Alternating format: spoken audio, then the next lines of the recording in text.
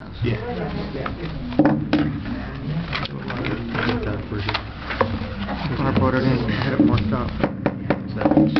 All right, we could get started with the work session. It's April 22nd, Monday, 7 p.m. Adequate notice of this meeting has been provided by sending notices on December 21st, 2012 to the Bergen Record and the Ridgewood News by positioning notice of this meeting on the bulletin board in the lobby of Borough Hall and providing or filing a notice with the municipal clerk. I'd like to remind everyone that we have 3 exits in council chambers, 2 to the front and 1 to the back. We're on the record both by video and audio. If you, during the public portion of the meeting, if you wish to ask a question or make a statement, please give us your name and address, and we will hear you. If you wish to be seen on the video, you have to approach the front of the council chambers where the microphones are. Let's stand for a moment of silent prayer or reflection, remembering all those who were killed or injured in the Boston Marathon terrorist attack.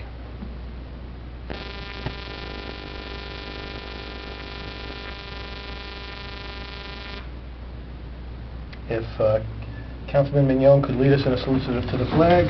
I pledge allegiance to the flag of the United States of America and to the republic for which it stands, one nation, under God, indivisible, with liberty and justice for all. Okay. We're going to skip around the agenda a little bit because we have our redevelopment planner here, Mr. Phillips, to speak regarding the report that he's provided to us on the Grove Street roll call. Sorry about that. Councilman Murphy? Here. Councilman Eccleston? Present. Councilman Nicola? Here. Councilman Mignon? Here. Councilman Bartolini? Here. Councilman Papaleo? Here. And Mayor Mascarentola? Present. All right. We have Mr. Phillips here to speak regarding the borough-owned property on Grove Street, formerly the Department of Public Works. Mr. Phillips, how are you? Good. How are you better? You want me up here too? Yeah, no, come on up. I want you right here. All right. Mr. Phillips, the floor is yours. Okay. I trust that my brief memo was shared with the members.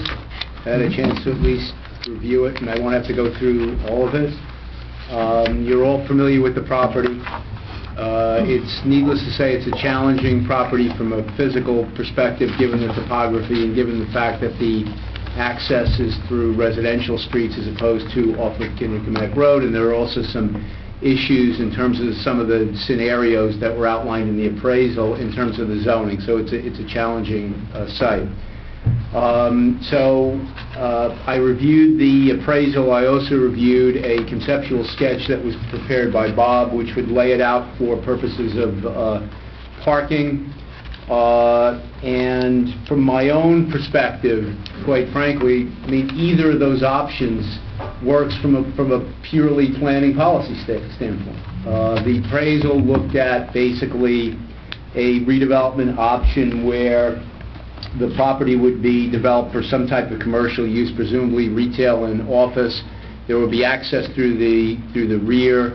There would be below-level parking in the rear, and the structure would be supported by piers or stilts.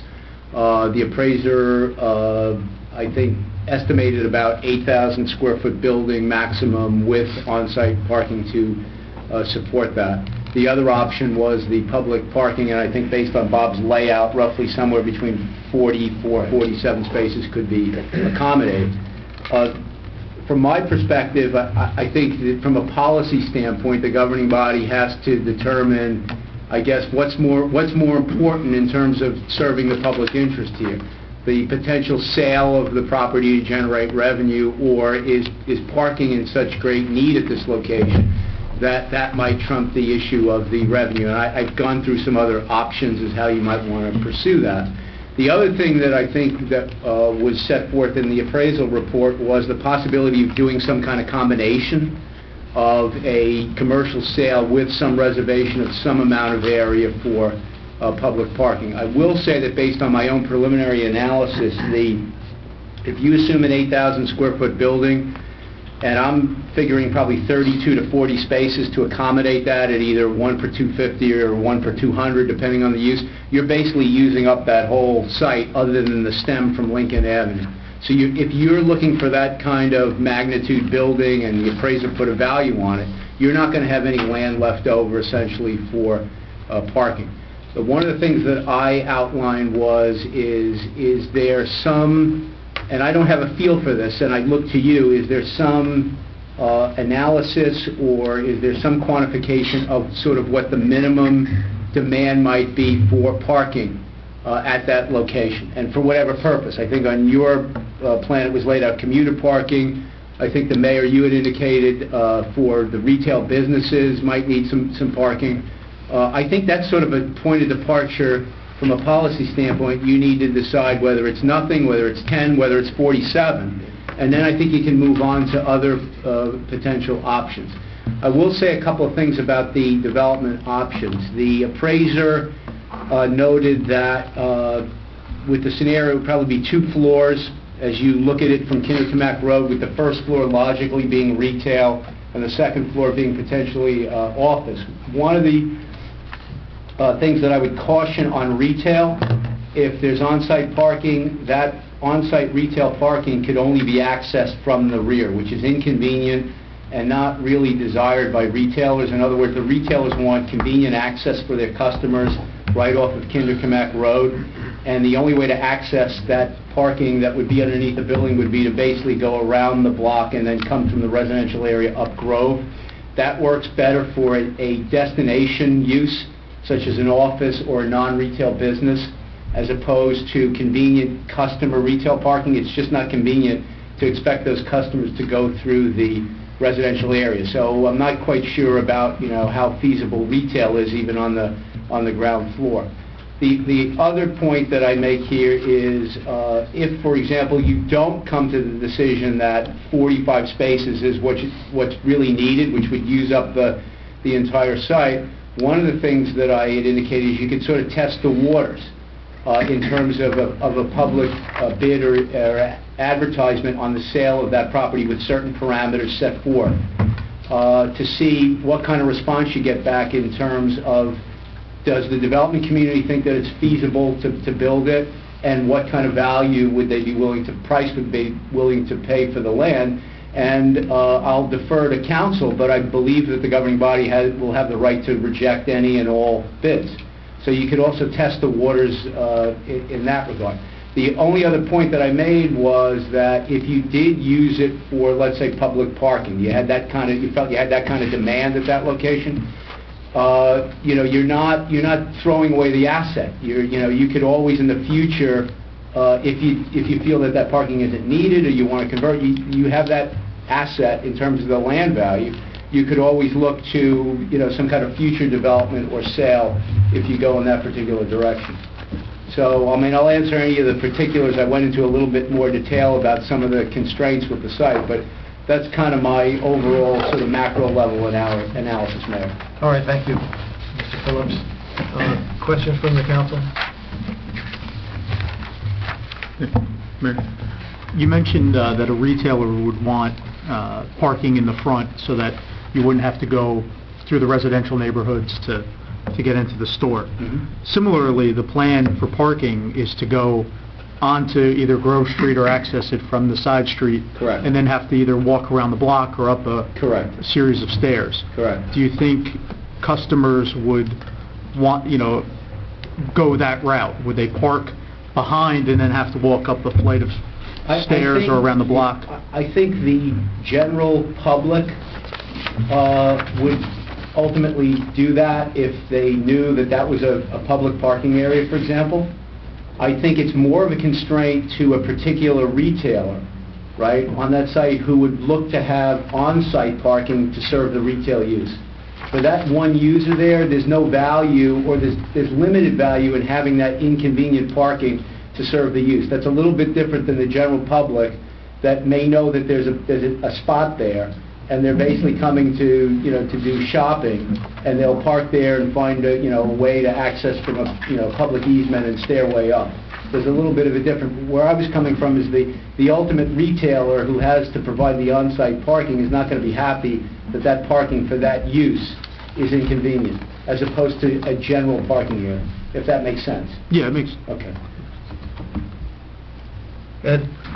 From that standpoint, excuse me, wouldn't it make more sense, although the cost might be prohibitive, to actually have a surface lot and extend it back maybe another 20, 30 feet and get maybe a smaller amount of parking, maybe 20 or 30 spaces at Kinderkamak grade level, so people could pull in and then come out again onto Kinderkamak, and then whatever happens with the rest of the property, you know, it would just remain borough property. If you wanted to put some commuter parking down there, I guess you probably could.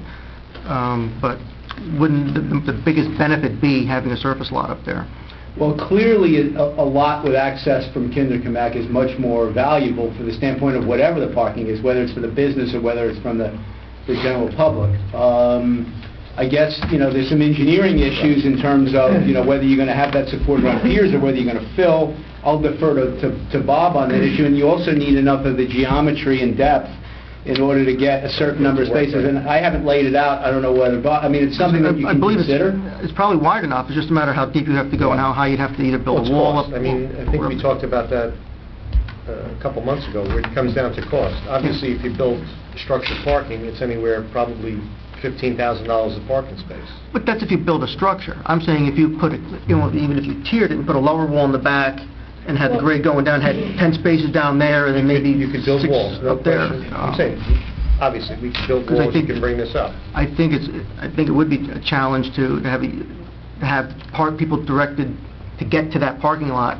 Like you said, the general public may eventually realize it's Yeah. there, but even then, it's not it wouldn't be an easy way to get somewhere. If you look at Dante's Coming Soon, we've seen that sign for probably 6 years now. He actually built a wall, and he plateaued the site. Now, that site obviously does the same, it has a similar topography where it falls off in the back. I mean, you can certainly do that, if that's... Well, even like Critchley's too has a Same lower thing. wall, and it Same thing. could be slant. It doesn't have to be raised up the whole 15 or 18 feet. You No. can tear it down a little bit if you had to, but... I mean, I guess what the council has to make a decision. I didn't see the appraisal report, but based on what Paul sent my office, I got a copy of this today.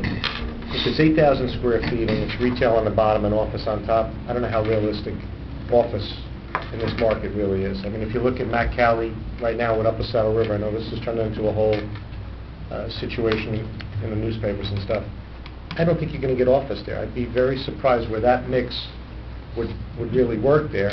And then the other side of the coin is the demand for parking. If you really wanted to have ancillary use for the other businesses or for commuters, it's your highest. The retail is probably 5 or 6 per thousand. Office is at least 4 per thousand square feet. If you get a medical use there, it's probably closer to 8 or 9. And if you get a residential use, then it's 2 per thousand. So that's your smallest demand is residential when you build for your parking demand. Your highest demand is probably retail and then obviously medical offices. Question? Ed? And Mr. Phillips, what would the pros and cons be of saying you make that a redevelopment zone or rehabilitation area, need of rehabilitation? Would that be something we should consider also? Well, I mean, there are, as you know, because you've heard this from me and others, there are some benefits in terms of going that route, but I think the threshold issue here is the challenges, the physical challenges and the access challenges that this site poses. And I think going the redevelopment route, you know, is it going to help? Because do you really need it to do sort of legal spot zoning? Well, I'm talking I don't about think so. not just that one Yeah. parcel. I'm saying if you look at the whole strip over there. Well, the problem with the whole corridor going redevelopment, as you well know, because you've heard it from me, based on the recent case law, it's very, very difficult to sustain the redevelopment area designation, and much more difficult than it was 10 years ago. And unless there was some overall benefit or plan to do that, in terms of you had other lots that might form a larger redevelopment piece that would make sense, and I just don't see it there, having been out there. So I honestly think that going the redevelopment route, which, as you know, I have a lot of experience in and think can be very positive, based on the fact pattern, I don't think it gets you over the hurdles you need to get over here with regard to the physical challenges of the site. And just one more, Go ahead. Mr. Mayor. And might be directed to the Borough Attorney. We know that was a former DPW location, and so we don't know if there are any environmental liabilities on the site. I saw you said that we can sell the property as is. Can we really relinquish our liability since it was a borough facility at one point?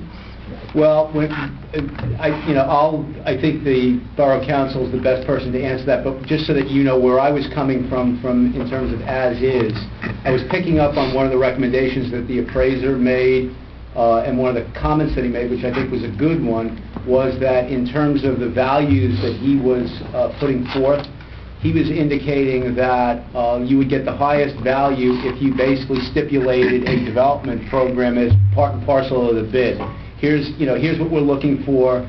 We'll be flexible on the zoning and so on and so forth, rather than just, here it is, here's the zone line, you go figure it out for himself. Where I was coming from is you're not going to get the same kind of bid price under those circumstances than if you basically let a prospective bidder know that you're willing to work with him on some of these issues, including the zoning. On the environmental, I'll defer to Mr. Sarlo on that. There's no statutory requirement that you have to sell it with a clean bill of health, but no buyer, I would advise any buyer not to buy somebody else's problem. The buyer also would not be able to obtain financing. There'd be no financing I would know of no lender that would give money to a property that is not deemed clean. I think then it would diminish it because someone's coming in, if there's concerns that they would have to clean it up. But to get to your initial thing is, we would not have to. You could sell it with an as-is, a buyer take all responsibilities, absolutely. But in the event that if somebody did purchase it and then they did say they found either an oil tank or something like that, would we be liable as like a primary responsible party? They are assuming, once they get title or the deed to it, they are assuming all responsibility. That's why I just don't think anyone would actually buy that. I know of nobody that would ever buy a property without doing their due diligence and making sure it wasn't clean before they got it. Just, Kathleen? No, he had something else to add. Ed? No. I have a question. Do you know what our obligation would be to test to see if there's any type of contamination before we would develop the property? I would defer on the engineer. I mean, what usually is done... I believe there was a phase one. There was a phase one done when the strip was Phase one. purchased, was there not? Alan, maybe you On remember. Grove Street, I'm not sure if... Just probably not Grove. Grove No, has on been in the the borough right-of-way for they many years. purchased, I think there was a phase one, but I'm not sure on the Grove Street portion. What potential, I mean, do you think there's an underground storage tank? It was a potentially the there? active DPW facility, so it could have been stored, tank could be spilled. That's something that, I mean, they can, with detection, they'd be able to find out, or some drilling, I'm assuming, to find out if there's a tank. Leakage, you'd have to do some soil samples and testing. Kathleen? Mr. Phillips, in your report here, you say if there is a demonstrated need for shopper, business, or resident commuter parking at this location, or some combination thereof, then utilizing the entire property to serve that purpose would be beneficial from a land use standpoint. So that's one of the recommendations that you have here. We do have a lot of businesses here that are very interested in seeing this as parking. So if you were to, would this be one of the best recommendations? Well, I guess what I'm saying is that I think you are in a better position than I am to make the determination from a policy standpoint of what the need for parking is. You and the public and the businesses. And what I'm saying is that if the demand for parking at this location, for whatever the types that I outlined, is strong enough to support as many as, say, 40 or 45 spaces, then I think that would be a good use for this property, which is otherwise, as I mentioned, a challenging property. And from a purely planning and land use standpoint, I think, I would have no problem with that. Thank you. Mr. Costa, anything? As far as whether you Anything should- you want to add to the discussion? Again, it comes down to, you control the zoning. Right. So by controlling the zoning, you control the yield on the opposite end. Yield equivalates to money. And I mean, but the question becomes, you're in the center of town, how much yield can you possibly get there and not impact the center of town with all the other negatives? Traffic, school system, so on and so forth. But personally, I do not think office is really a viable use. And again, it requires so much parking that you're defeating the purpose if you want to add additional parking for businesses. If you There's want to also- concentrate strictly on businesses, then you need to bring people in there. Then I think the mix would be retail and residential, less demand with the residential parking, and it creates its own people to actually utilize the businesses. Isn't there a glut of office space now? There's no, I don't think office is there. Yeah. Can I, Mayor, one other thing before I forget, and it's in the report, but I think it's important to highlight, is with regard to the development scenario that was outlined in the appraisal report, one of the things which I think is, again, is problematic in terms of that scenario is, I think they were asking if the property was sold to commercial developers to reserve a public access easement through that property and possibly even a staircase above. That's going to pose some difficulty and challenges to a developer who, all being equal, doesn't want the liability. Where does the staircase come in terms of the building? There's all kinds of physical issues and construction issues with that. That's kind of another thing that is somewhat problematic in terms of trying to combine, some level of public parking and access with the commercial building. All right. Tom? Councilman Young had a good question. I don't think we got clarification on. So I'm curious to hear or have clarified, if we decided to turn this into a parking lot, commuter and or retail, or both, are we obligated, is there an obligation or an expectation that we test the land, or could we simply turn it into a parking lot without going through an environmental check that a potential buyer would definitely demand? I mean, I certainly agree with the borough attorney. If someone's going to purchase this land, They're going to have... they're going to do their due diligence, and they're going to do a minimum of a phase one. Yeah. If a phase one turns up something, then obviously they're going to go in for additional testing. As far as the borough, if we went out there and started excavation work and found a tank, we're obligated, just like anybody else would be, to contact the building department to say we found this. And if Yes. it wasn't abandoned properly, or if we didn't know about it, then you would just report it to DEP and you would deal with whatever the circumstances are. Okay. But I don't think we would physically have to go out there right now and start taking soil samples and all the above. Because ultimately, unless it's some sort of a groundwater contamination or something like that, the remedy would be to cap it. So you'd be putting a cap on it anyway. You'd be back to almost the same place where DEP would be telling you to go. So I don't think you have to physically go out there and do that, only if you found something or someone knows something. I personally don't have any knowledge of it, but if somebody in the community or somebody in DPW says, oh, I know something happened here, I saw them dump something there, that's a different story. But I've never heard that for all the years I've been here. So there would probably be a request to do there would definitely be a request to phase one if we sold it. If we didn't sell it and decided to use it for some other use, say the parking, then we would begin construction, and if something was discovered, Then you would then do it. we'd have to remedy. Correct. Okay, thank you. All right, I'd like to acknowledge that there are many individuals in the audience that are either business owners or property owners or residents of the Grove Street area. So I'm going to acknowledge that a lot of interested people are present this evening. I will separately acknowledge Randy Duffy, because Randy Duffy is, are you council president? Randy Duffy is council president in New Milford, but she's also the owner of Delford Flowers and Gifts, 856 Kinderkamak Road, which this property is very close to. Randy has written a letter dated April 11th, 2013, that I would like to read into the record so that everybody can hear it. And then I would like to, after I read the letter, I'd like to open it up to the public just to get their comments. Dear Mayor and members of council, for those who don't know me, let me introduce myself. My name is Randy Duffy. I'm the owner of Delford Flowers and Gifts at 856 Kinderkamak Road. For 22 years, I have had the pleasure of doing business in River Edge.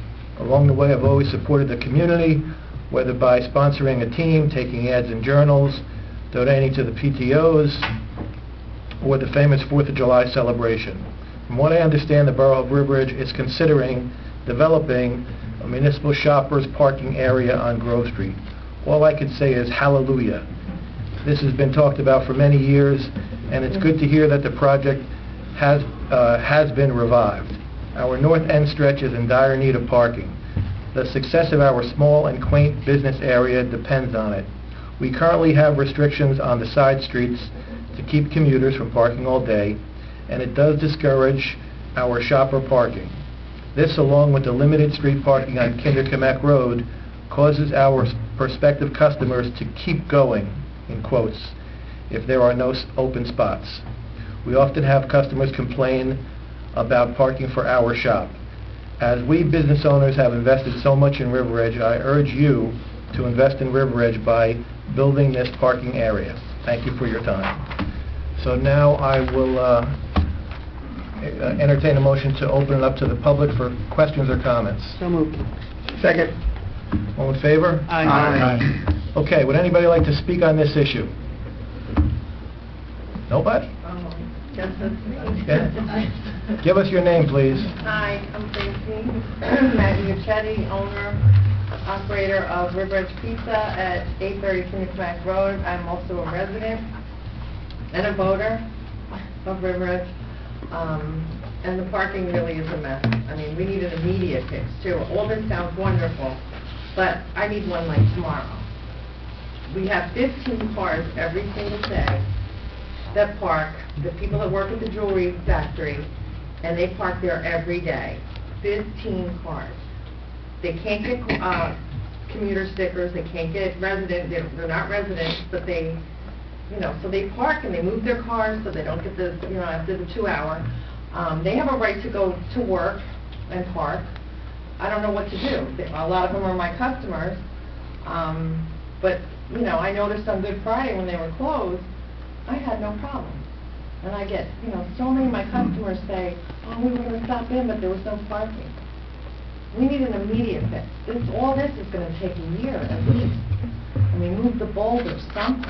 We have another business, you know, coming in, a beauty salon, their second business, and all they need is those boxes moved. They can park behind, just for us. The business owners and the employees will park there. Let the commuters, or let the shoppers park, you know, in the front. That's it. I'm at my wit's end now. I don't want to move the business, but, you know, I'm not going to make it. I rely on, like, quick, 10 minutes in and out. You know, I deliver, but we really need your help. Thank you. Randy?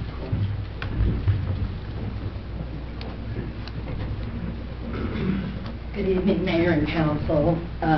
Thank you for entertaining my letter, and... I know we're taking you away from your council meeting tonight. Yes, well, they'll just have to go on without me. I voted to remove you as council president.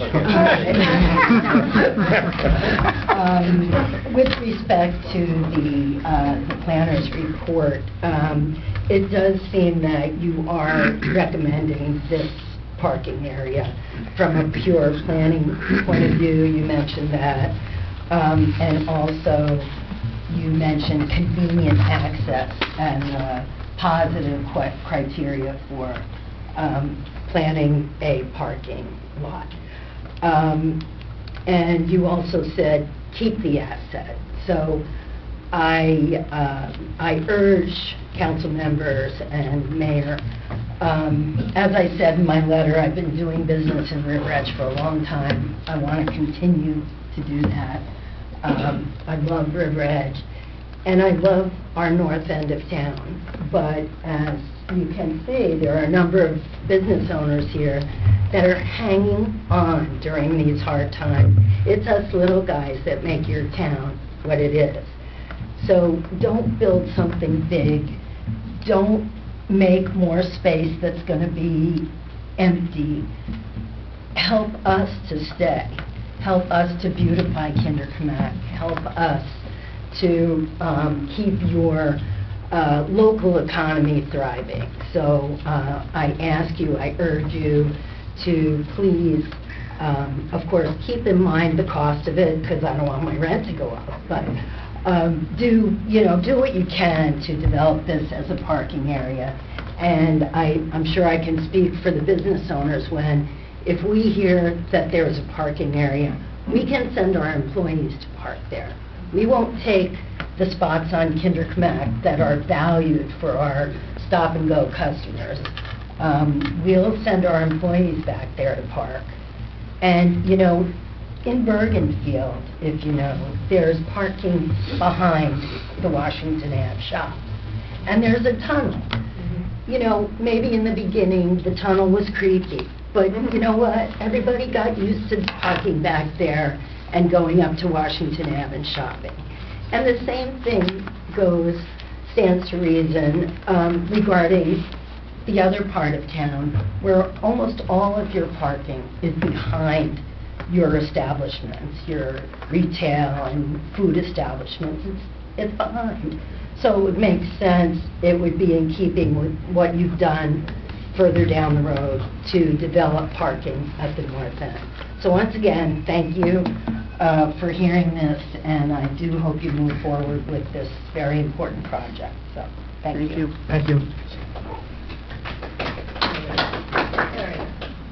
Anybody else? Yes, sir. My name is John Boy Uncle. I'm the owner of Best Guest Jewelry on the 822 Kinderkmack Road. And I just wanted to add a couple of lines to that need, if there's a proven need for parking. Of course there is. I mean, that's why we are here, because there's a proven need. And it got to that point, got to a level that we have our cars vandalized on the streets, Even on the parking lot, on the side streets, My people complain that, they get scratches, we got flat tires, we got paint on the side of the cars, we got all kinds of stuff done to our people's cars, So there is a proven need. This is not even a question if there's a need, And as Francine mentioned, this is a wonderful plan, and we support all these plans, and anything we can do to help, we're going to come and shovel or anything that helps, But we need an immediate solution.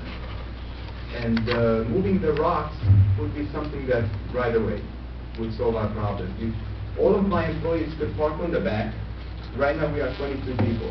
22? And I expect to grow the business, So 15 cars, as Francine mentioned, 15 cars are parking, and it's just so counterproductive, because at 11 o'clock all my people going out, they move their cars, they go back. 2 hours later, everybody walking out. It's like, people walking in and out. I can't do nothing, because I have to let them move their cars. So it's like a real nightmare, let's put it this way. If we could do something to move those rocks, put up a sign so you're removed of liability, like you park here on your own, it's like the town would remove the insurance liability. Or as I understand, that was the #1 problem, that the reason why the rocks were put up there. If there's an accident or anything, the town won't be liable. So that solved that problem. And if our people, the owners of the businesses, could park there, then we leave the whole street empty for customers. And there's a lot of businesses who need walking customers, like Francine and the new beauty shop who's coming to town. So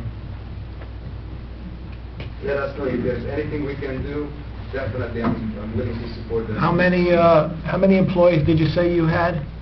We're 22. 22? Yes. Does everybody have their own car? No, fortunately not. Some people of them ride carpool? the bus, so we have 15 cars. 15 cars? Yes. Okay. And I have the 42 Lincoln property, and we park our cars. My personal cars, 2 cars, because we live upstairs, the business. We park there, so mine is 2 cars. But still, it's 15 cars of the people moving around all day. All right, thank you. Thank you. Mr. Miller? Jim Miller, 885 Park Avenue.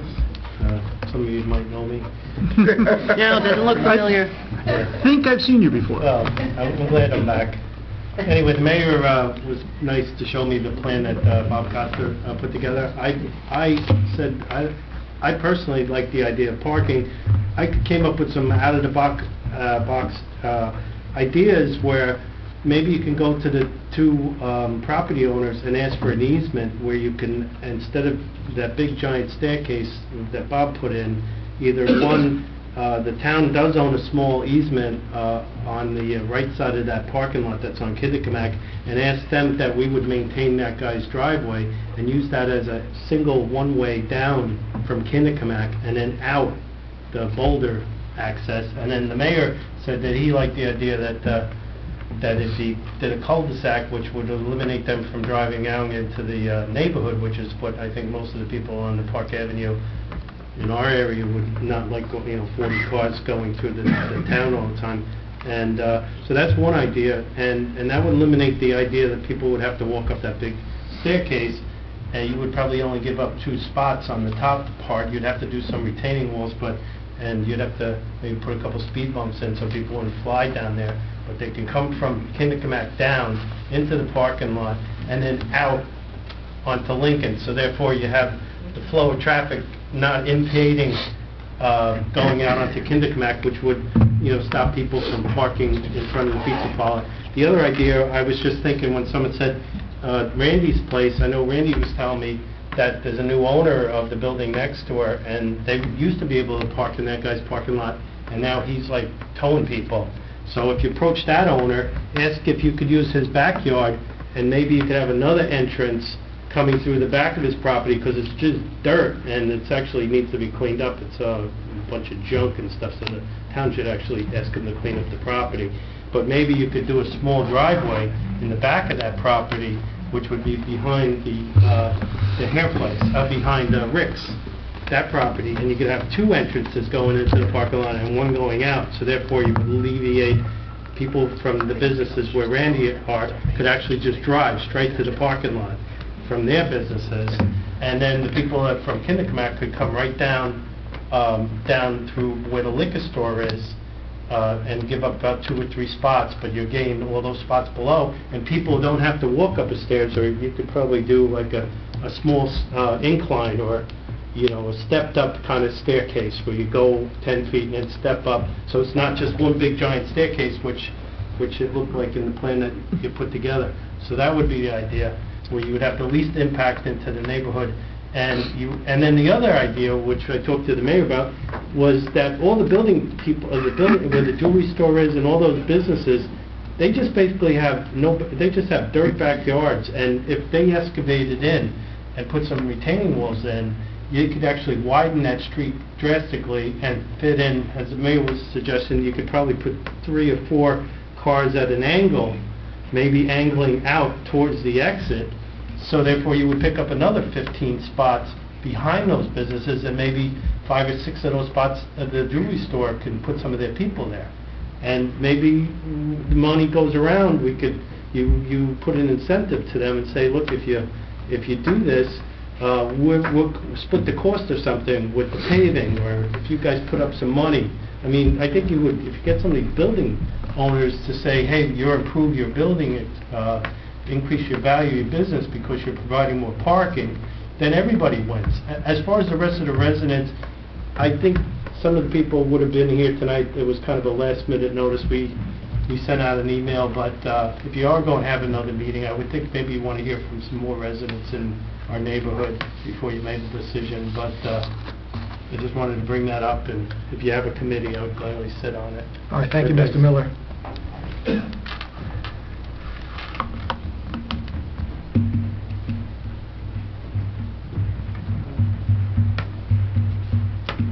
What about the idea of if we opened up the easement and we allowed the property owners who basically they have no access to their backyard now because the easement is closed. If we opened up the easement and we allowed a property owner to push their retaining wall back so that they can get some off-street parking on their own property, it would be their own private parking that they could put their employees or whatever. That strip, the strip was purchased by one of those properties, because that property was actually an L-shaped property and tied in. Certainly you could do that. The problem with Kinnecamack and down below on Grove is the grade. And when you do surface, whether it's surface parking, whether it's deck parking, when you park perpendicular to the grade, the maximum is about 6%. Once you get over a 6% grade, when you open a car door, you can't hold it. So what happens, the car door goes out, and then what happens? You dent the person next to you. So that's why I don't know if you're going to get from point A to point B. What Councilman Mignon suggested, you're going to have to build the grade up, and then the question becomes, I don't think you're going to be able to get through and get out Lincoln. But maybe you don't want to. And maybe that property is what you do. You take that strip and then set up a reserve easement for all of those other properties for them to utilize it as access. And don't use that to get back into the lot, but reserve it for some future use in the event that you want to develop it down the road and create decks. But best served for the businesses, obviously, is to bring it in off at the grade of Kinderkamak Road, or 6%. But again, once you do that, now you're going to have walls. So you're going to have to build some structure, which is going to increase the cost. All right. Anybody else from the public? Nobody? Yes, sir. Hi, my name is Leszek Klimczak. I'm the owner of 826 Kinderkamak Road. We just bought it a few months ago. One quick solution, I think, that I may have, and the town would make some money, if the town would allow business owners to buy the community sticker. My wife went there to buy the community sticker. They would not sell it. In other towns, they sell the maximum space in the community parking spot. Regardless, I mean, to the first of all to the residents, and then to business owners. This way the town makes money and the business owners can park somewhere. Okay. It's a good idea. Anybody else? Well, to follow up on that, is that parking lot actually used, the one that's on River Edge Road? Because that's only like half a block from the jewelry store business. Is every spot used? No. No? I think it is. Okay, because I was talking to one of my friends, he says he never sees hardly anybody ever park there next to that White House that's on River Edge Road. I mean, maybe That's a just commuter put 5, parking. 10 spots there. I don't know how many there are there, but maybe... Denise? Okay. You're talking about the lot above that White House, right, with Yes. the white picket fence around Yeah. it? There's 15 little spots down the middle that the commuters pay for their stickers, so you can't take those. There's 2-hour parking for businesses, like there was that country store that was up the road from it, and for a few other stores. That was particularly for that, for those businesses. But those middle spots are commuter parking. But it's always empty. Yeah, that's what I'm saying. No, I went No, it's not. I Yeah, it is. I drive by there there about today. 10 I went times there a today. day. I deliver. I went there tonight on I drive purpose. about It was 10 full. times a day. It's empty. Around 4:45 it was full. But with all due respect, if somebody buys a sticker, and, you know what I'm You saying, can't sell you them. have to have, right, you have to have a spot for them, and I've had full amount of stickers out there sold to people, so whether they're using every day or every 5 days or every 2 weeks, I have no control over that. We just need some I know. solution. I You know, we're not agree. looking to make I trouble, we agree. just want to do business. Okay. Just, Kathleen? the building that's back there, do you know if is this our building? That's the old DPW building? That's back in that parking lot? It's old. No, That's there's not our nothing, building. no, there's nothing there. This The building? only thing that's there is remnants of the concrete, I guess, where the old garages were. Yeah, the graffiti building. Yeah, it's an Mayor? eyesore. Al? Just pose a question to the business owners that are here. For most of you, is your business kind of less than a half hour that your customers are in the shop and out? For me, it is. What about 30 minute, 40 minute? You have the hair cutting place, right? Yeah, like Yeah. 2 hours long, up to 2 hours. Yeah, she does the line. Salon. Yeah. salon, it took 2 hours, 2.5. Yeah. Sushi about an hour. We have now new spa So if the hair salon. if the 2-hour parking was reduced to an hour, would that, you think, Well, you can only, Fuki's largely at night, though, maybe. It's true. So it could just be from 9 to 5 or something like that. What? I know, but if The issue they have to go is, someplace else. you know, it's like Field of Dreams. If we build it, will they come? If we build the parking, will the customers walk up the stairs? That's what we want to Well, know. we'll park there. We'll get our employees to park there, and then leave our spots open. And if we sold parking permits, if we amended our ordinance to sell parking permits to businesses, you would purchase them? We would gladly buy Yeah, it. gladly buy. Okay. Even if you put it up for bid, you know, we will bid it up and we'll buy it. All right, thank you very much. Anybody else? That's it, we're going to close, can I have a motion to close the hearing to the public? Second. All in favor? Aye. Thank you. Paul and Rob, thank you for coming. Thank you. Thank you. Did you do a full topo survey over there, or just, did you do a topo? When we were doing Kindercamac years ago with for the grant, we actually flew aerial, and I had a partial, it didn't go the whole way. So we had maybe 3/4 of flown. Can I just get whatever you have? We'd have to shoot a couple grades. Well, whatever you have, can you just... Can I ask Bob just one question, Mayor? Go ahead. I don't know if you're familiar with the costs that Dante incurred for leveling it out, but what do you think? You know, if you leveled that out, what are Right you... now, Best guess. just to do a keystone wall, use a number $30 a square foot. So one block is $30. So how many blocks? So it's about 60 feet by... It's 8-inch block, 20 feet. high, so 1,800 whatever square you foot. think you want to come up, I'll shoot I went to you. law school because they told me there was no math. So I'll leave it to you to do that. It's about 60,000. Once I get the grades, because we didn't look at it to build walls, but if you want, I'll throw it together real fast. We did that in Fort Lee, down behind the plaza. That works. But you're talking about, that's like major soil movement, right? It's a fill. Are you talking about filling it in and then building a wall to hold everything back? You're going to be dumping Dirt. hundreds of Dirt. trucks of dirt, right? Yes. And we have to make sure it's clean and where it's from and where it's Well, going again, to. but then the other side of the coin, you need drainage, you need all the other particulars that go with it. Then you're going to have properties, again, you're in a residential area. How high do you build these walls? How do you then aesthetically make these pleasing in someone's backyard? Because now, they could be looking, if you want to get up to the Kindercamac grade, I would say it's got to be at least 25, 30 feet. So once you start building 25-foot, 30-foot walls, many years ago I did metropolitan plants at Fort Lee. I still at night wake up every once in a while, around 2 or 3 in the morning with a cold sweat, because it's 40. Once you get into those numbers, it's obviously serious construction, and it's costly. But again, maybe you don't have to. Maybe part of it could be for commuters, or part of it for employees, and you keep that at the low section, and you just make another tiered section higher to pick up additional spaces. Part of the problem is you get the spaces that back out onto Kindercamac. Once we touch this, I know the county is going to say, Rob, you're out of your minds, that those spaces will go. So whatever you lose there to make your entry in, you have to start creating it.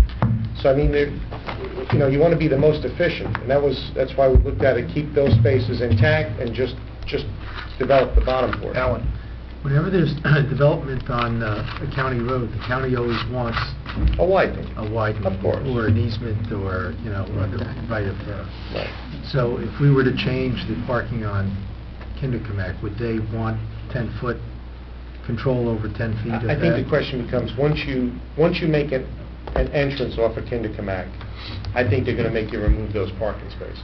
I can't imagine having the county say, okay, you can make your driveway and you can still leave those parking spaces backing out. I truly doubt that's going to leave. But again, you wait. It's going to be obviously a little bit more than doing it just at surface level. But then you have to weigh it. Maybe that's the most efficient for the businesses, that they get maybe 2 tiers. If they need 20 employees or 25, you build that at the lower level, and the remainder, whatever you can do, you build at the upper level. Okay. We have other items on the agenda we have to discuss. Thank you. Thank you. All right, number 2 on the discussion list is Bergen sandstone blocks. During the grading of Cherry Blossom Park, the DPW uncovered 12 Bergen sandstone blocks. You know, the historic red sandstone blocks, and we have a dozen of them, and I would like council's permission to donate them to the historic Newbridge Landing, because at historic Newbridge Landing they have a pile of Bergen sandstone blocks, and they propose in the future to build a museum or a Library. or a what? No, not a library. Library, museum combo. It's a visitor center, and they would and they're stockpiling the blocks so that the finished visitor center looks like it's built from period materials. So I'd make that motion. I'll second it. all right. Any further discussion? All in favor? Aye. Can we get a tax credit? Do you have a question? Well, I'll consult with the borough attorney as to the resolution that we'll put together for this mayor, you know. Okay. It's an asset of the borough. We'll give it to him for $1 then. Yeah. All right, and number one was KGB lighting, open space.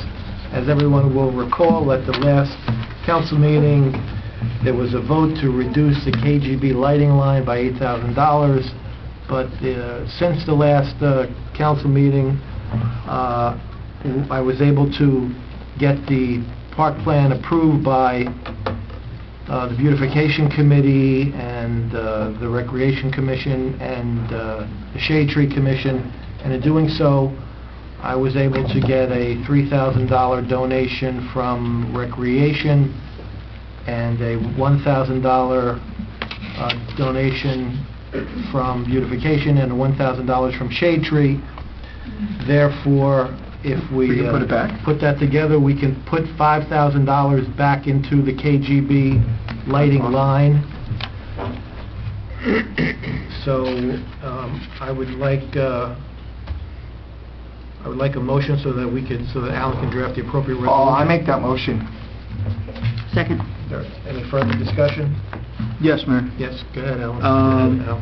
Well, the $4,500 apparently that you needed was for the pots. Correct. All right. And Shade Tree has agreed to donate $1,000. Right. The Beautification agreed to give $1,000. Right. And Recreation didn't agree to donate any money. They're just asking for a restoration of money because you already took $8,000. Right. Okay. So it's not a donation. They're looking for a restoration. But I'm curious as to if the cost of the pots was $4,500, why do we need the extra $500 and we can't restore $5,500 as opposed to $5,000? Alan has the invoice. I think when I said $4,500, I was using round numbers. I think it's $4,700. There may be some shipping costs involved, which is why the number's $5,000. My second question would be, I still just am curious where that $8,000 figure came from originally. Since the council was so eager to vote for it last time, I'm just wondering where that number came from and exactly who, what organization that money is actually going to for the pot.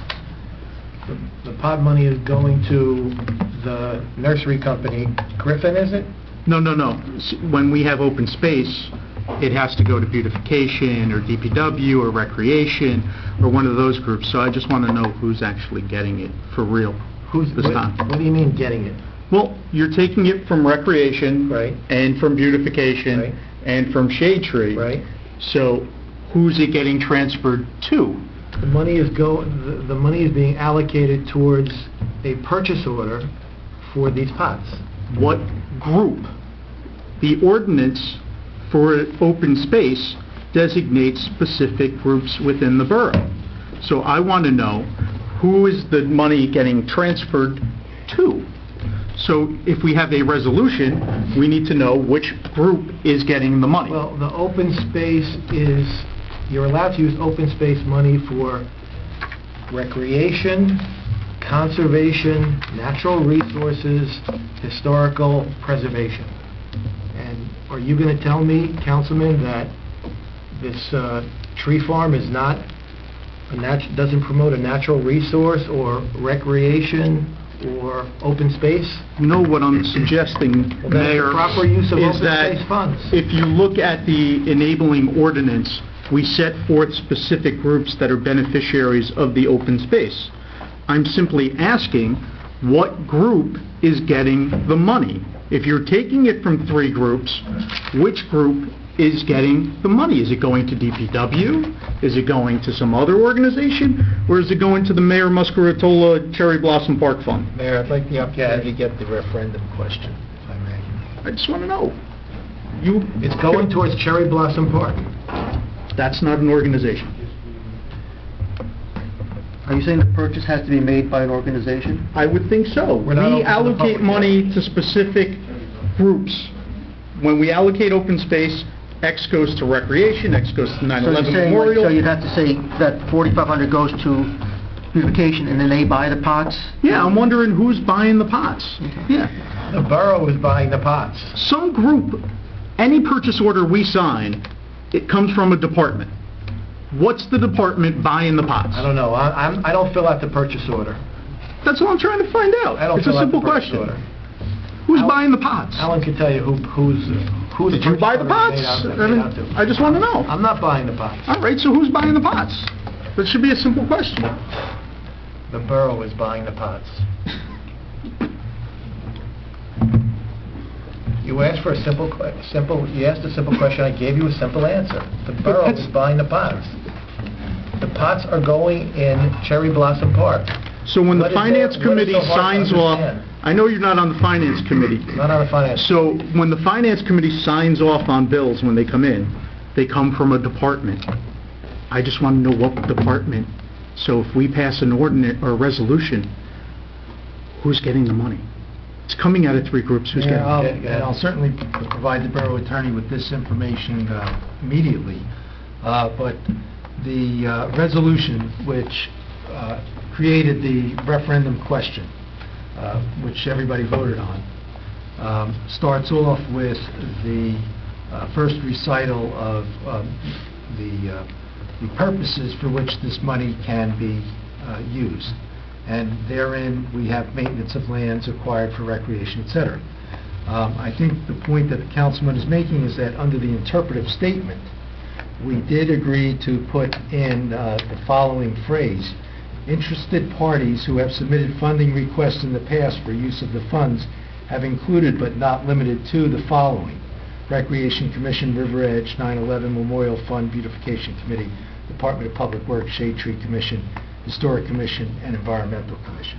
So I'll leave it to the borough attorney to make an interpretation on this as to whether we must designate a particular entity. I think the question is... Wait a minute, Let me just make one final clarification. By the approval of the park plan by the 3 entities, and by the 3 entities authorizing monies from either a designated trust account, such as beautification, or from the Shade Tree Open Space line, or from the Recreation Commission KGB line, those 3 entities are sharing in the purchase of these pots. So they're all buying it together. That would seem like a logical explanation, if that's how we're sourcing the funds to pay for them. Yeah, well, that's it. Who signs the purchase order?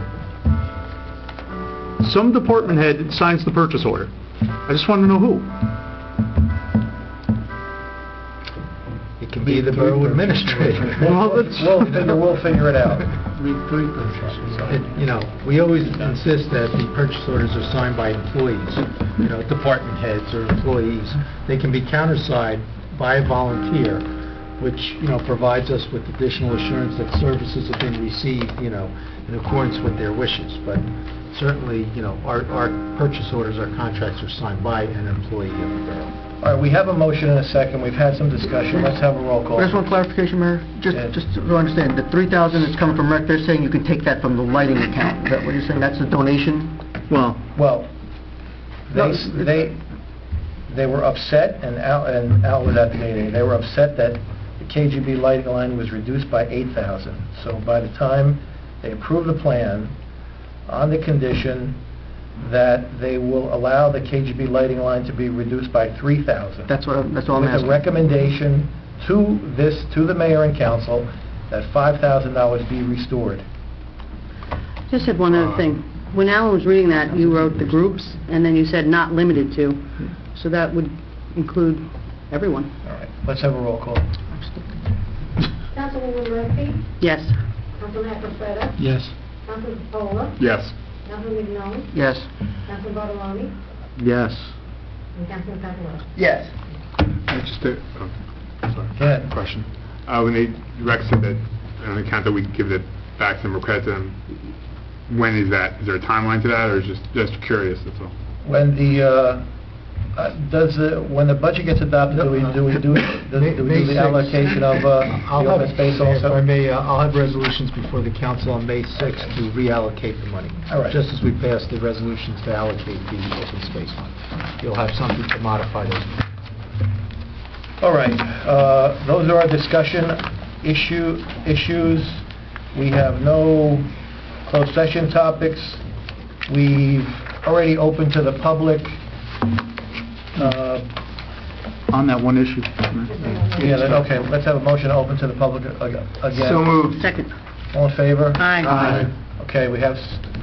Jen Dougherty from Shade Tree. I just want to clarify a few things. Go ahead. The mayor did come to our meeting, did ask us to donate money for the park, and we did agree to that. Now, talking about the whole conceptual plan for the Cherry Blossom Park, we've not really seen one.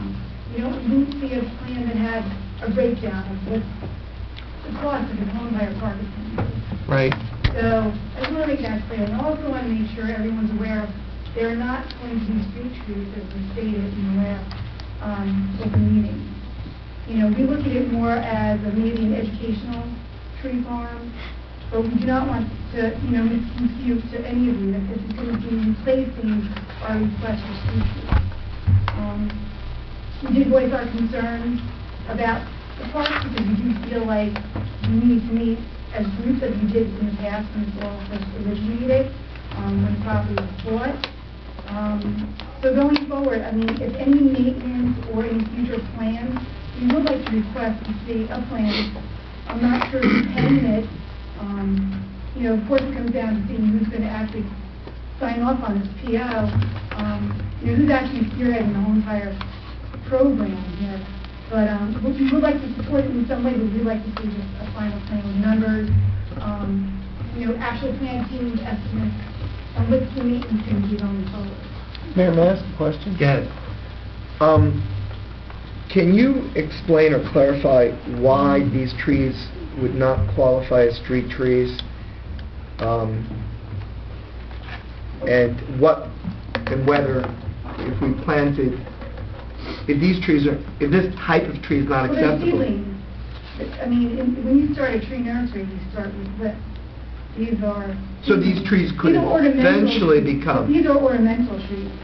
These are not classified as street trees at all. There's a classification by state law that says when they matured, we couldn't use them. I'm not trying to give you a hard time, I'm trying to understand Margo it. has more of the background in that. Margo Culver in the Shade Tree Commission Yeah. also. I'm more the horticulturist in the group. Most of the plants that have been chosen are ornamental shrubs and trees.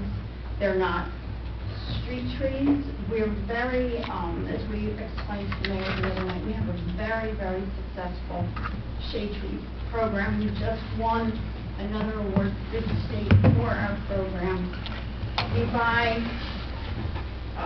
2.5 diameter trees that have been grown at a tree farm, not at in a nursery.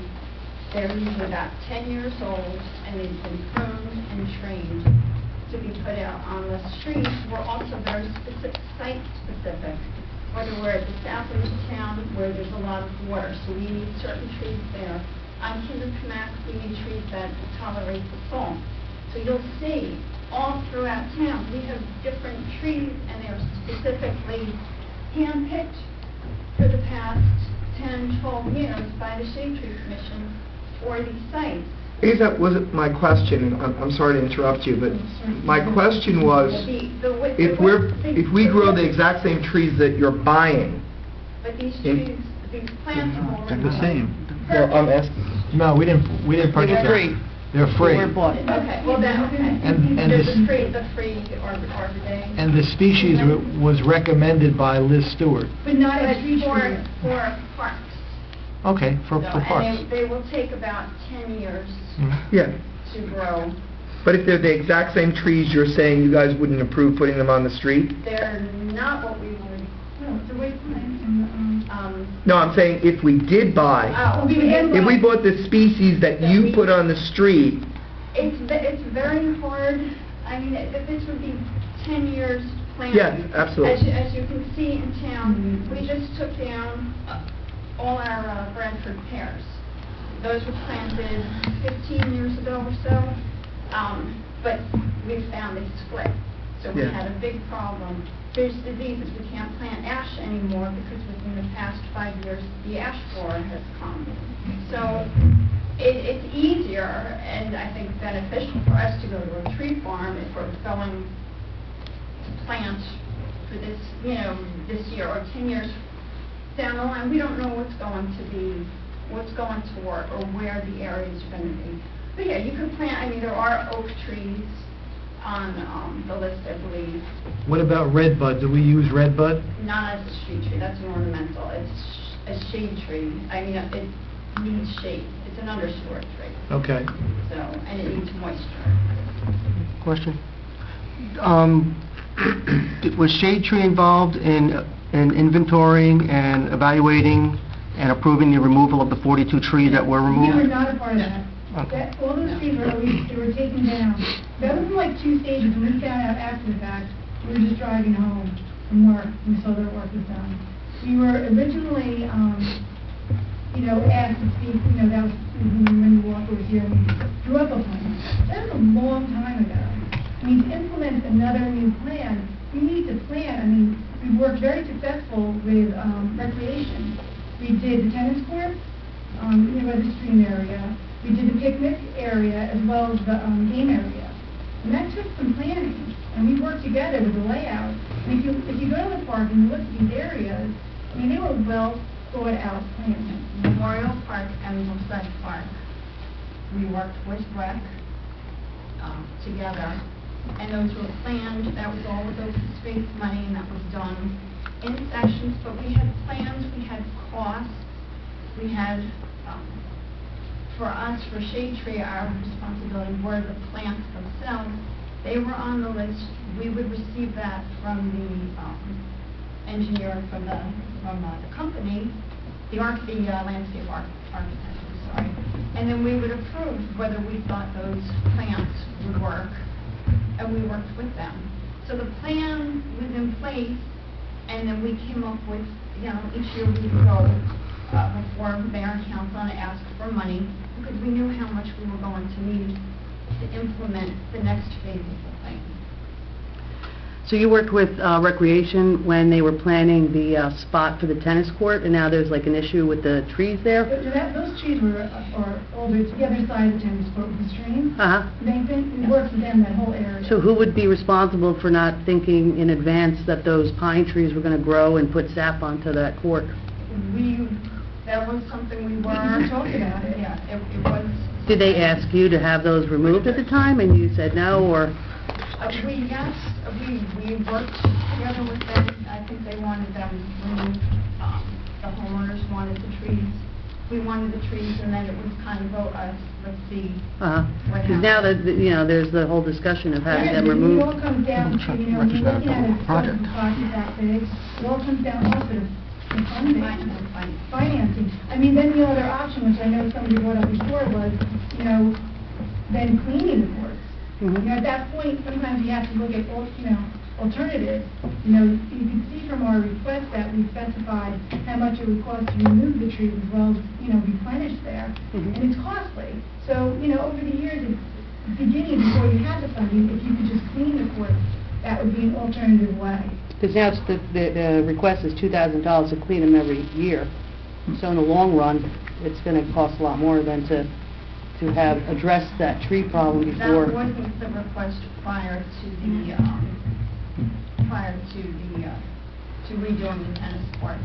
And the original trees were put in at the homeowner's request.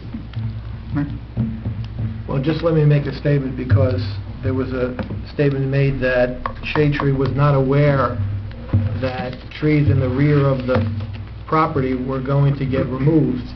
And I could say that I toured the property with Liz Stewart, and I believe there's another gentleman on Shade Tree. Is his name George?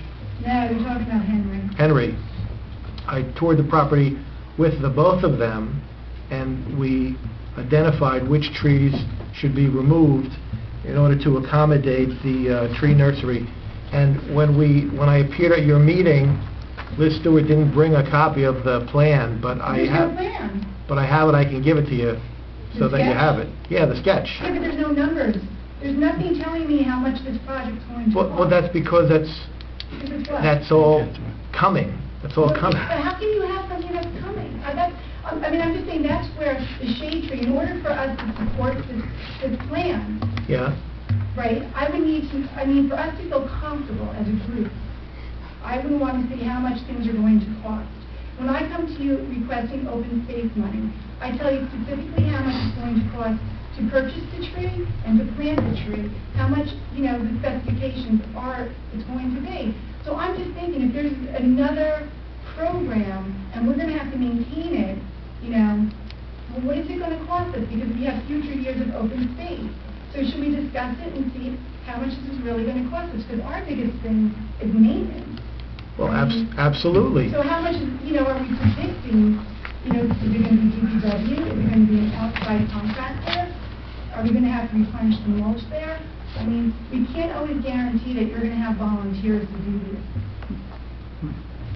Mayor, if I can? Go ahead. Thank you.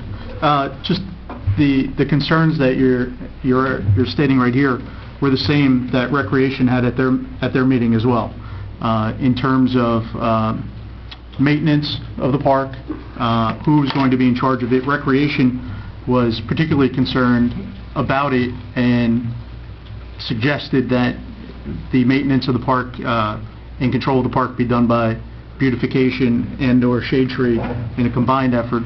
But also, they were concerned about the lack of planning of the park, the cost of the park, and Councilwoman, we're already being recorded. If you really feel the need to stick your iPhone in my face, that's a little rude and a little ridiculous. It's not sticking in your face.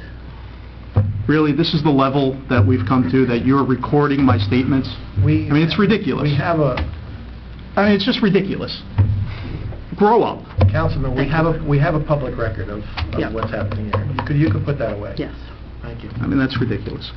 But they had concerns over that, and their acceptance of the plan was conditioned on a landscape architect drawing up the plans. They specifically wanted Tom Miller or someone likely with a like license to come up with a plan and the cost. Come up with a cost estimate. A cost estimate, something we don't have. And it's the same thing that Shade Tree is asking. Of course we don't have it yet. For 10 years we've been working on this. For 10 years we've been working on it. Now we're at the stage. Now we have to come up with a cost estimate. Why did the three organizations work on this for 10 years and then not want to go forward with getting a cost estimate? That is so old. That was in the past. The organization's beautification has changed. Rec has new commissioners. We have new commissioners. So, you're reintroducing a plan that is old, so you need to rethink about it. And we've not been working on it for 10 years because there's been no money? For how many years?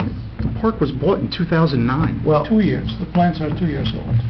these plans Not are... 10 years. These plans are old. These plans were first came up to, with Mr. Miller, I don't know, 5 years ago.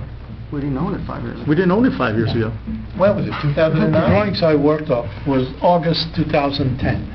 Okay, It was a conceptual plan. right.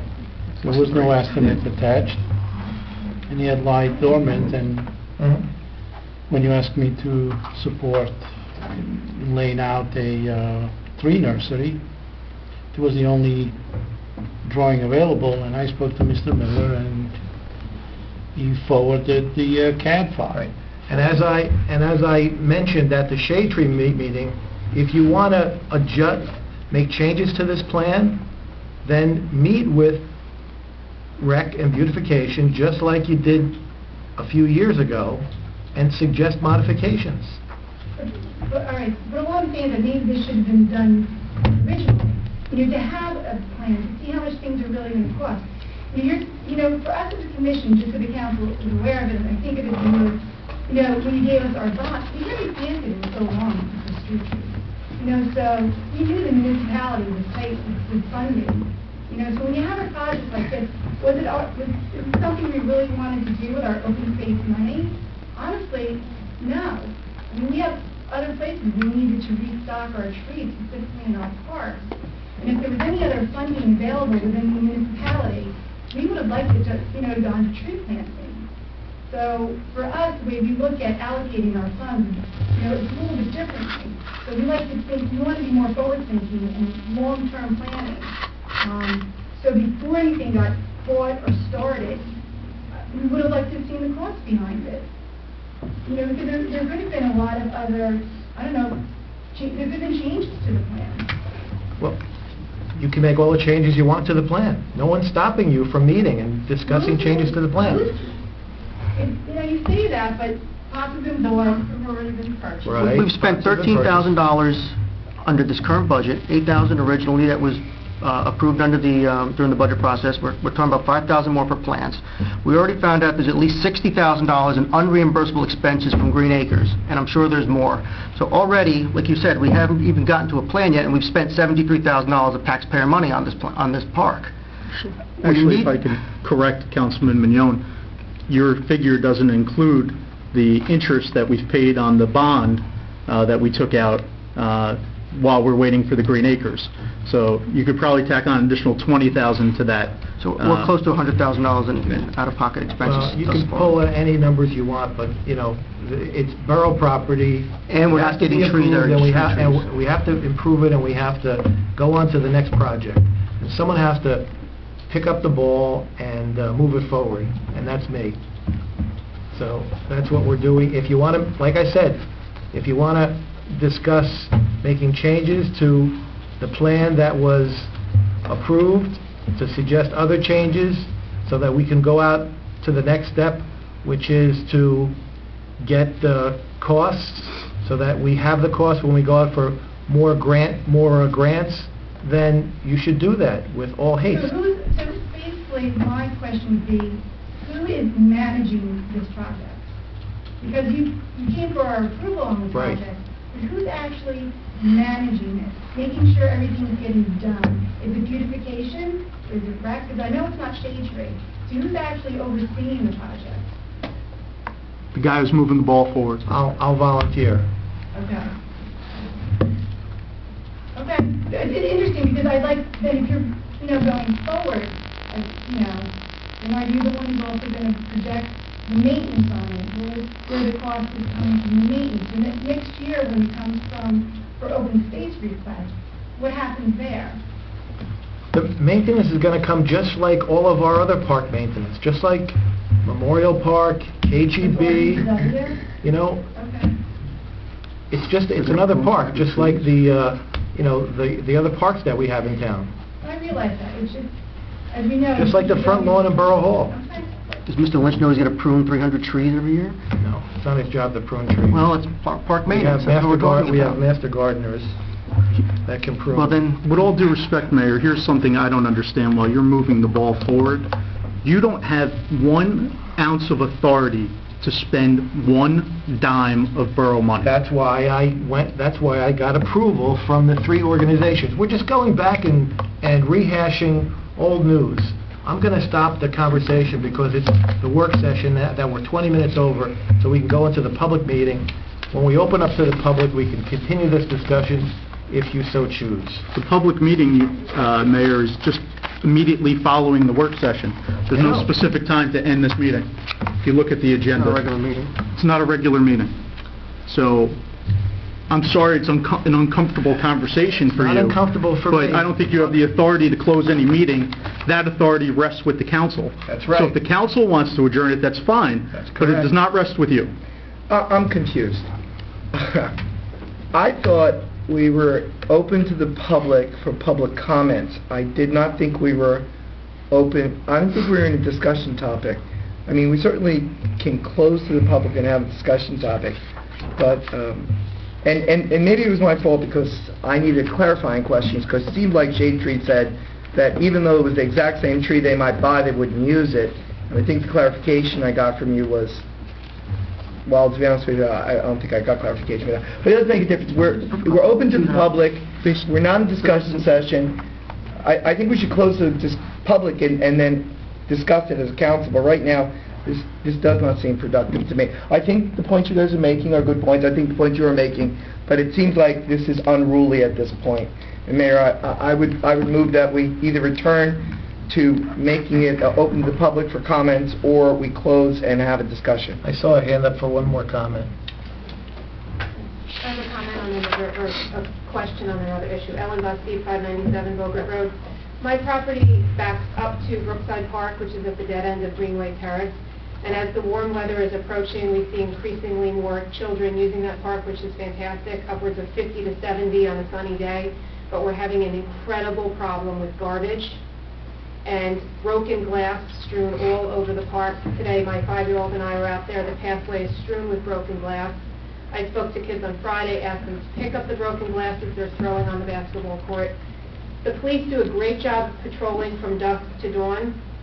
I would ask if maybe there's some community policing program that maybe they can come in through the late afternoon on weekdays or perhaps on weekends during the day, just to try to be a presence to control the amount of garbage, and particularly the glass that's all over the lot. I know a neighbor posted signs on garbage cans asking people to use them. The police came, took pictures, took the signs down.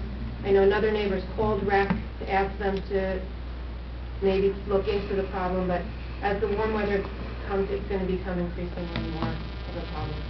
All right, Alan can notify DPW. All right, there's a motion to close the hearing to the public. So moved. Second. All in favor? Aye. Okay, we have a special meeting. Mayor, Yeah. if I may, I just have one piece of new business, which would be a letter from Neil Carroll with regard to our communications ability or backup ability with the ambulance corps.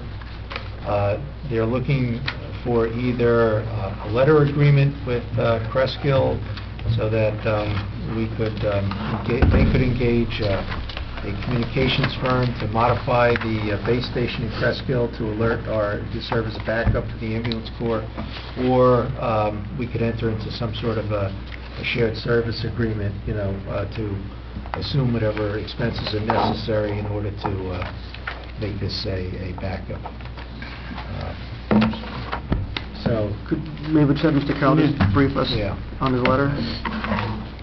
We got your letter this evening, yeah, we didn't get a chance to go through it, but if you could just give us an overview, just so we can... Basically, the ambulance corps has never had a backup system, and we've been very lucky.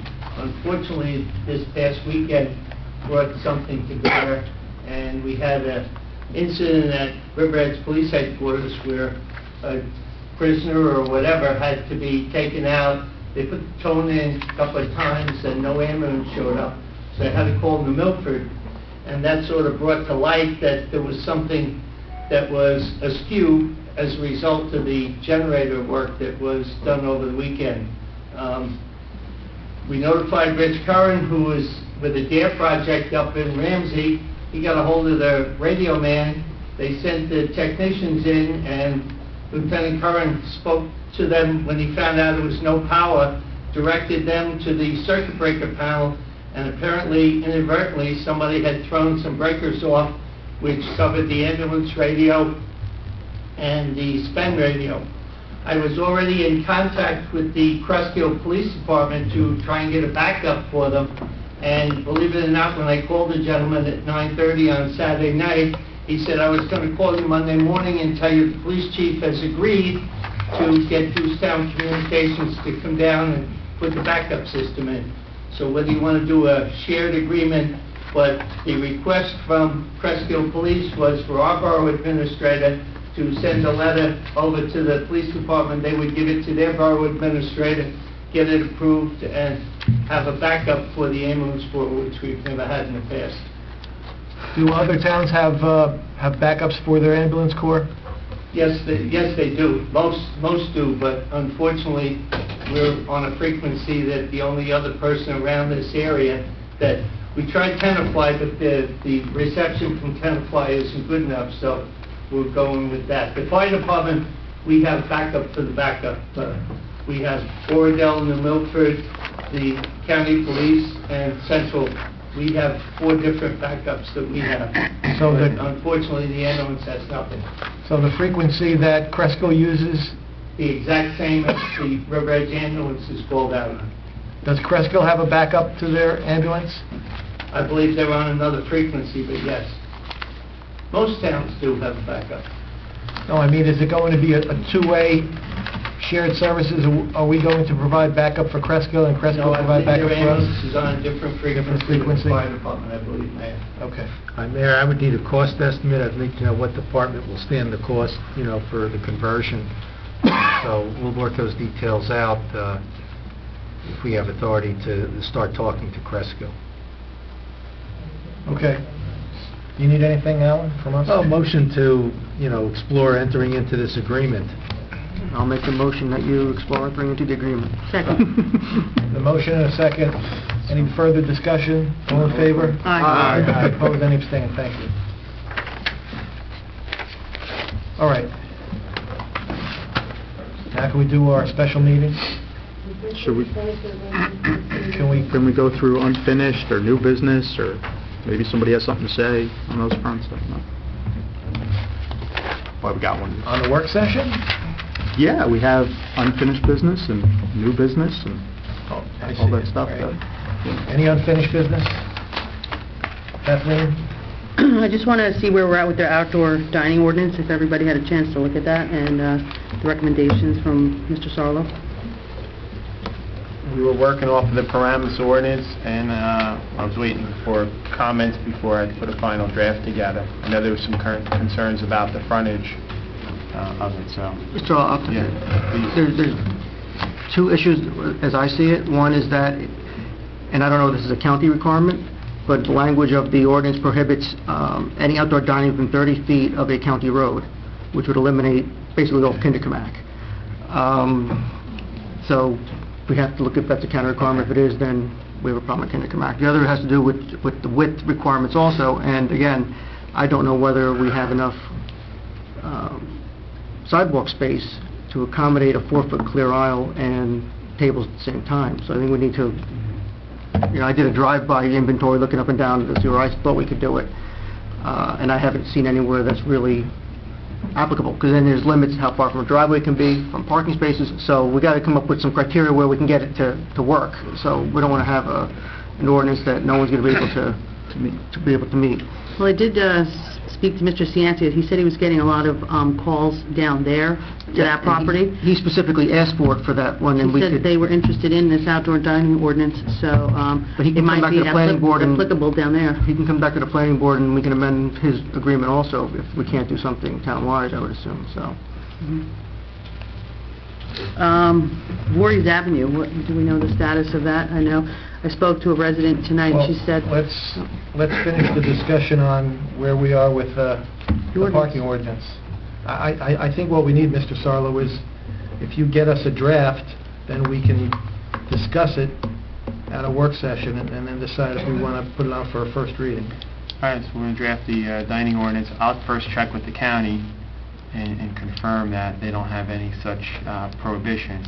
Because like I said, that would knock out... You'd also, we want to talk to Mr. Costa on the actual layout of the Cup and Coos project to make sure that whatever we draft, so that they can accommodate also, because I don't believe they're going to have 11 or 12-foot wide sidewalks there, which you would probably need to put tables out and have a 3 or 4 foot clear span. He said he was willing to do that, though. Well, but the site plan doesn't show it, so he'd have to come back and amend the site plan if that's what he wants to do. And what's the mayor and council thinking of clearance on the aisles?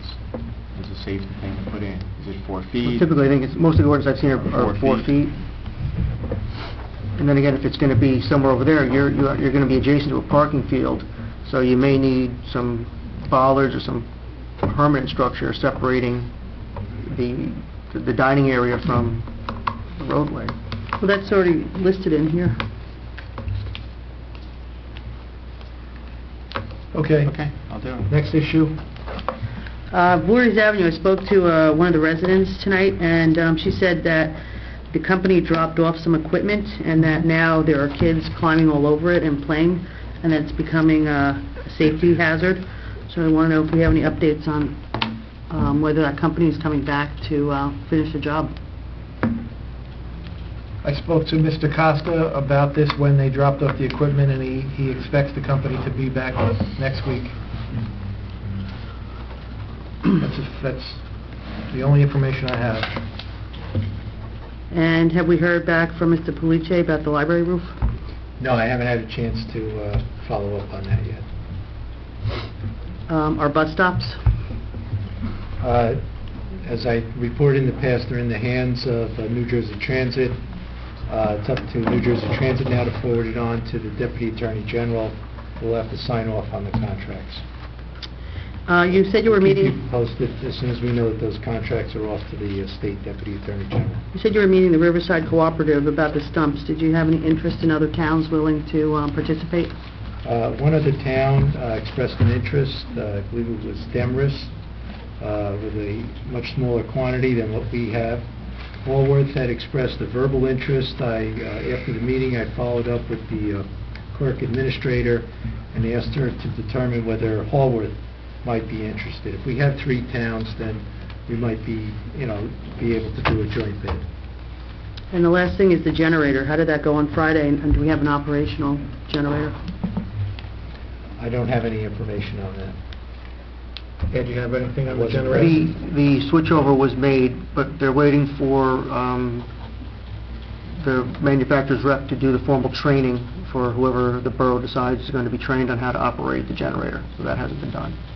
Is there a timeline when they might come in to do that? I don't know. I'm not arranging it, but I know they were trying to do it within the first couple weeks.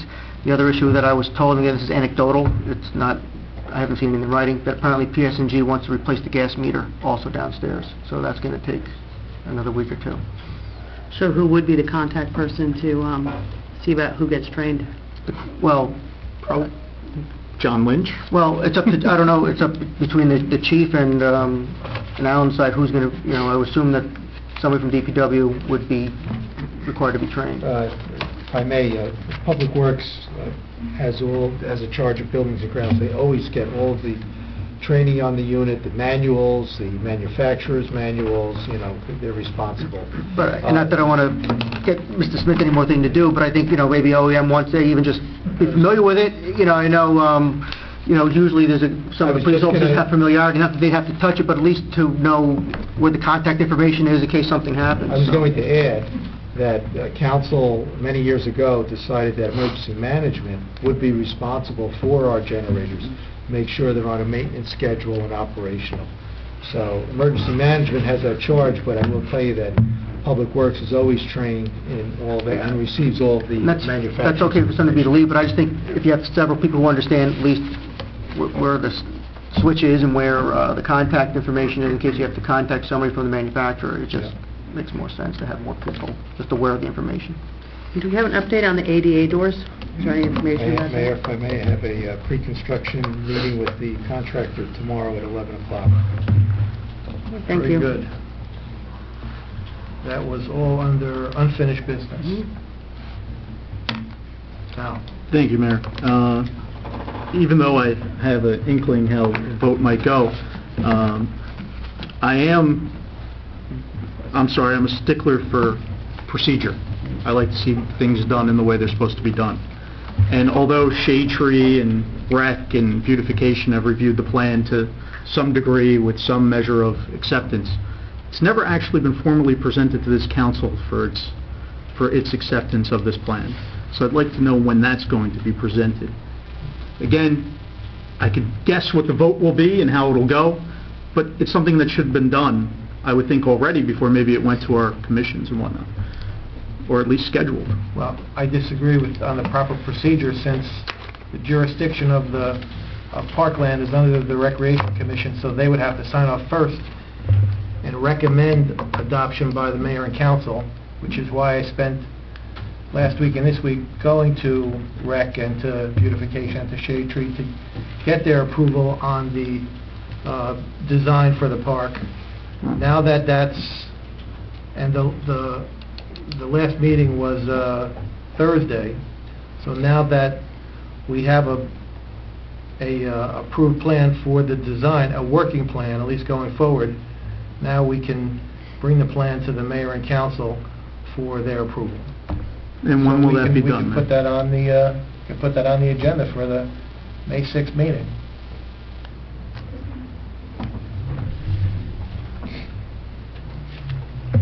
Alan? Mayor, question? Mayor? Is this new business? Or No, it's pertaining to what you just stated.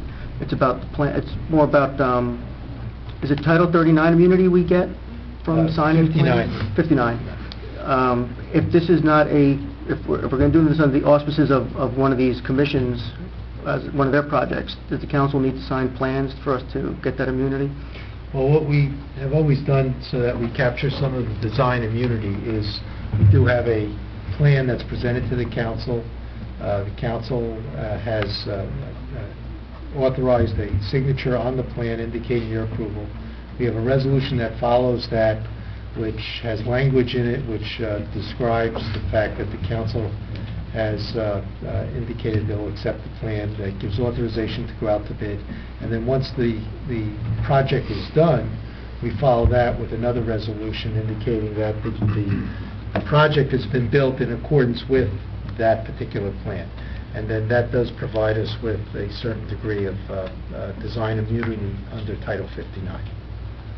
So that's been our process in the past. Just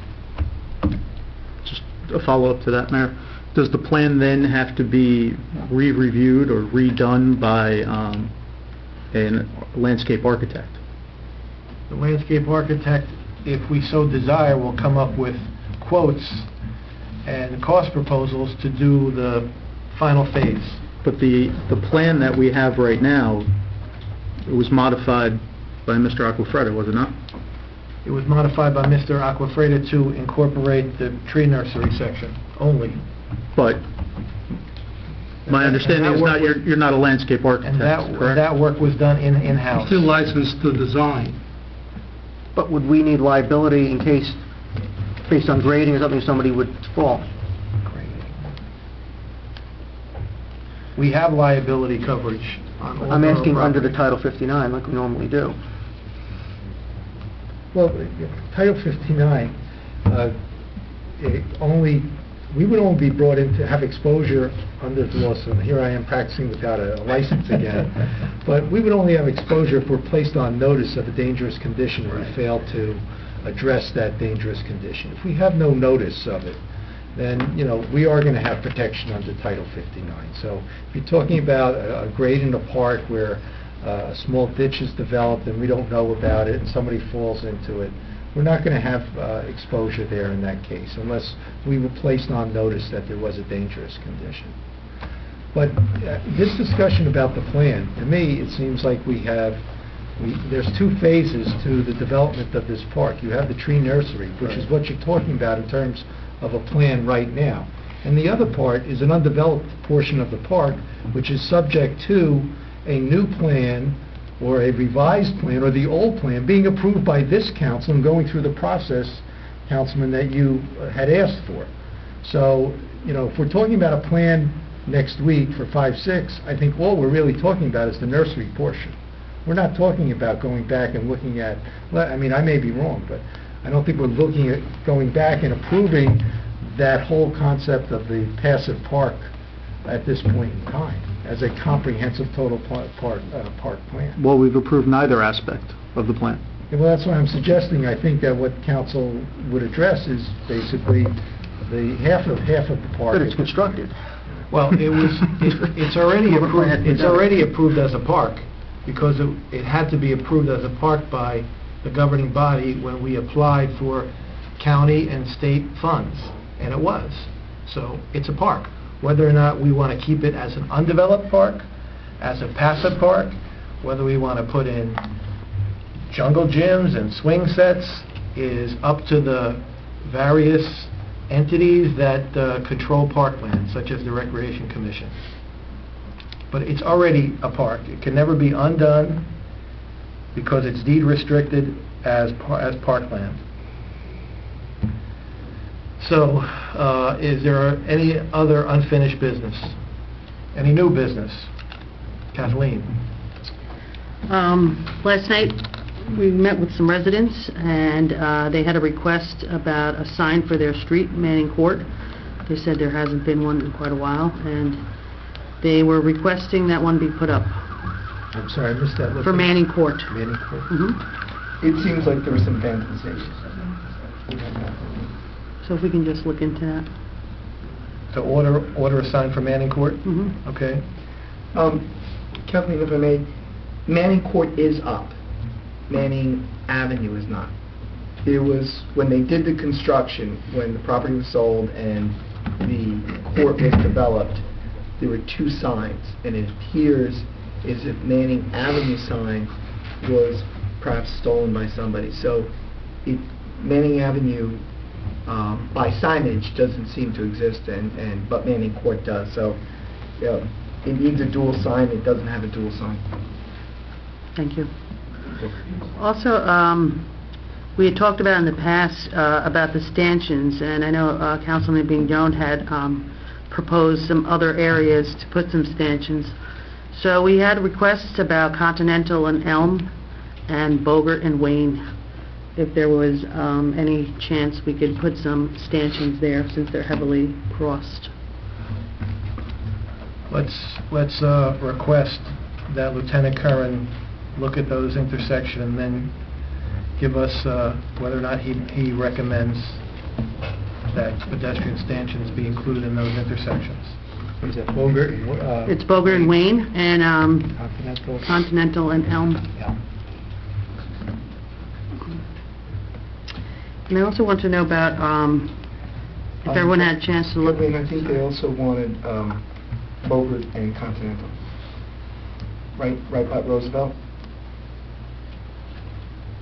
Bogart Avenue goes down. Yes, you're right. Yep. Looking to do Elm, it would make sense to put on Bogart as well. And if anyone had looked at the Joe Maggiore Way signs, if we had any... They're ordered. Mm-hmm. They're ordered through the police department budget. We're waiting for them to arrive. Okay.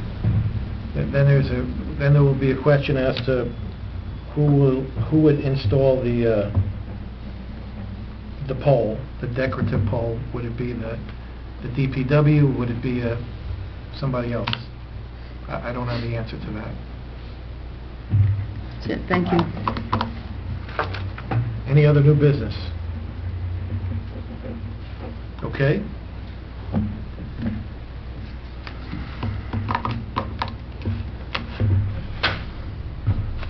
Can I have a motion to adjourn the work session? Second. All in favor? Aye. All right. Can I have a motion to, well, let's call the special meeting of the mayor and council to order. Can I have a roll call, please, Denise? Councilwoman Murphy? Here. Councilman Estrada? Present. Councilman Capola? Here. Councilman Mignon? Here. Councilman Guadalupe? Here. Councilman Papaleo? Here. And Mayor Mascaredola? Here. Adequate notice of this special meeting has been provided by sending notices to the Bergen Record and the Ridgewood News, positioning notice of the meeting on the bulletin board in the lobby, and filing a notice of the meeting with the municipal clerk. All right, we have one item on the agenda, which is Resolution 13-185, adoption of the 2013 municipal budget. The municipal budget appropriation is in the amount of $14,470,841.87. There was a public hearing on the budget on April the 1st, 2013. So moved. Second. All in favor? Aye. I can have a motion to open the resolution to the public. So moved. Second. All in favor? Aye. All right. Would any member of the public like to ask a question or make a statement regarding the adoption of the 2013 municipal budget? It's on just anything, Mayor. No, just on anything, Mayor, I'm sorry. Oh, this is on We anything? have to open to the public every meeting. Okay. Same people it was 10 minutes ago. I thought it was only for this resolution. All right. You just passed the resolution. All right, the budget's been adopted by consent. All right. So do I have a motion open to the public? So moved. Second. All in favor? Aye. All right, the hearing is open to the public to speak on any issue. Any member of the public wish to be heard? Everybody spoke already? Can I have a motion to close the special meeting to So the moved. public? Second. All in favor? Aye. Can I have a motion to adjourn the special meeting? So moved. Second. All in favor? Aye. Thank you. All right.